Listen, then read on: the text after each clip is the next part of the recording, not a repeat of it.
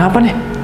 Nah, kasus yang terjadi adalah kenapa kok orang bisa kesurupan atau kenapa jin itu bisa masuk ke dalam tubuh manusia?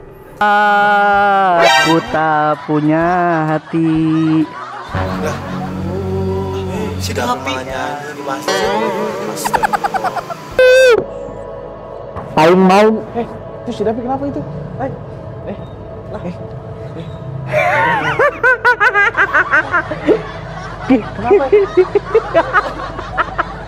Sini.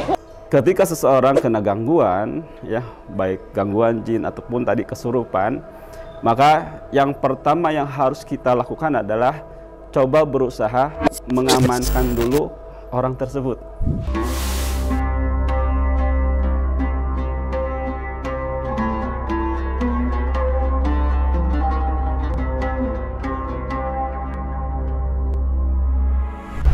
Baik, sahabat yang memuliakan Allah Subhanahu wa taala, kali ini kita akan coba cek ya, mendeteksi apakah dalam diri seseorang itu ada gangguan ataupun tidak gitu ya. Atau misalnya cara kita nanti menterapi seseorang yang kena gangguan ataupun yang sedang sakit gitu ya. Dalam hal ini kita dengan bahasa kita adalah terapi Al-Qur'an atau mungkin yang dikenal juga dengan ruqyah gitu, seperti itu ya. Nah, pastikan bahwa ketika seseorang tuh memang kondisi sakit gitu ya, maka posisikan ya saudara kita ini yang sakit ini ya bisa rileks duduknya, tenang gitu ya. Kemudian diajak untuk senantiasa zikir dalam hatinya gitu ya. Kemudian juga diajak juga untuk senantiasa istighfar gitu ya, menyadari akan dosa-dosanya, kesalahan yang pernah dilakukannya, seperti itu ya. Kemudian bahwa inti dari gangguan apapun yang dialami manusia itu ada di dalam jiwa kita ya, di dalam kolbu kita gitu ya. Maka pastikan ketika kita misalnya ingin terapi, coba pegang dadanya. Inilah, disinilah pusat segala macam penyakit, masalah itu ada di dalam dada kita gitu ya. Pastikan kita pegang gitu ya, seperti ini, pegang dadanya dengan tenang. Kemudian yang kedua adalah tadi bahwa terapi Al-Qur'an ini adalah terapi suara. Ya, itu ya. Nah, ini masuk nanti ke terapi suara gitu ya. Kemujizatan Al-Qur'an. Bahwa Al-Qur'an ini adalah kekuatannya di suara. Ya, kemujizatan Al-Qur'an di suara. Maka dekatkan suara kita ke telinga pasien. Gitu ya. Jadi dada dipegang seperti ini, kemudian dekatkan ya suaranya ke telinga ya, ke telinga. Kemudian kita coba bacakan atau misalnya kita sama-sama niatkan terlebih dahulu ya untuk memohon kepada Allah supaya agar diberikan kemudahan atau kesembuhan kepada saudara kita ini gitu ya.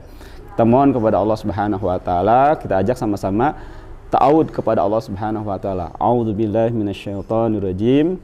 Bismillahirrahmanirrahim. Allahumma shalli ala Muhammad wa ala ali Muhammad. Ya Hayyu ya Qayyum bi rahmatika nastaghits ya Zalzal. Kemudian setelah itu coba kita bacakan Al-Qur'an ya. Saya contohkan, mungkin kita akan bacakan surat Al-Fatihah. Karena surat Al-Fatihah ini juga adalah ayatus syifa. Kita bacakan ya. Dengan suara yang jelas gitu ya, jangan berbisik ya, tidak ada bisik-bisik gitu ya gitu ya, tapi dengan suara yang jelas. A'udzu billahi minasyaitonir rajim. Bismillahirrahmanirrahim. Bismillahirrahmanirrahim. Bismillahirrahmanirrahim. Min kulli syaitanir yu'dik, min kulli nafsin aw ainin hasid. Allah yasfik, Allah yasfik, Allah yasfik. Bismillahirrahmanirrahim. أينما تكونوا يأتي بكم الله جميعا إن الله على كل شيء قدير يا معشر الجن والإنس إن استطعتم أن تنفذوا من أقطار السماوات والأرض فانفذوا لا تنفذون إلا بسلطان فبأي آلاء ربكما تكذبان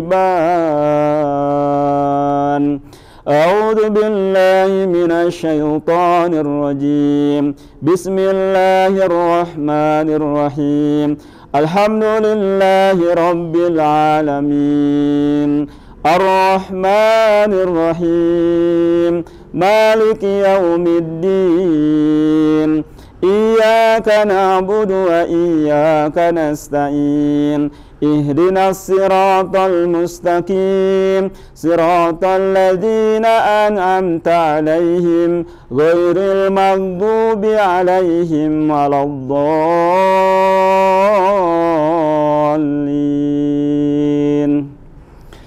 Nah, caranya seperti ini ya.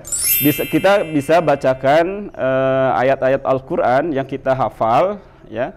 Ataupun kalau tidak hafal kita bisa baca gitu ya dengan bawa mushaf Al-Qur'annya. Atau mungkin sudah ada doa-doa secara khusus, kita ayat-ayat pilihan dan bacakan selama 30 menit. Gitu ya. Nanti coba kita tanya reaksinya seperti apa gitu ya. Biasanya kalau ketika dibacakan kepada seseorang, nanti kita tanya, biasanya ada reaksi-reaksi apa? Misalnya pusing, mual. Tadi ada rasa apa, Mas? Gitu. Ya? Apa mata langsung gitu. Oh, matanya terasa. Nanti ada ya mungkin kedip di mata atau ada juga yang kerasanya misalnya kesemutan. Kok tiba-tiba kesemutan? Atau misalnya ada rasa panas di badan. Di salah satu anggota tubuh yang terasa panas. Berarti sudah mulai Al-Quran sudah mulai bekerja. Nah, ketika sudah muncul perasaan-perasaan seperti itu, berarti dalam tubuh seseorang jelas sudah ada gangguan. Maka tindakan selanjutnya dengan terapi Al-Quran ataupun ruqyah secara khusus. Ya. Nah itu mungkin sahabat-sahabat yang diberikan Allah Subhanahu Wa Taala ya sebagai salah satu bagaimana cara kita untuk mendeteksi atau merasakan sesuatu ada gangguan ataupun tidak dalam tubuhnya. Itu saja ya yang bisa saya sampaikan pada kesempatan yang berbahagia ini. Assalamualaikum warahmatullahi wabarakatuh.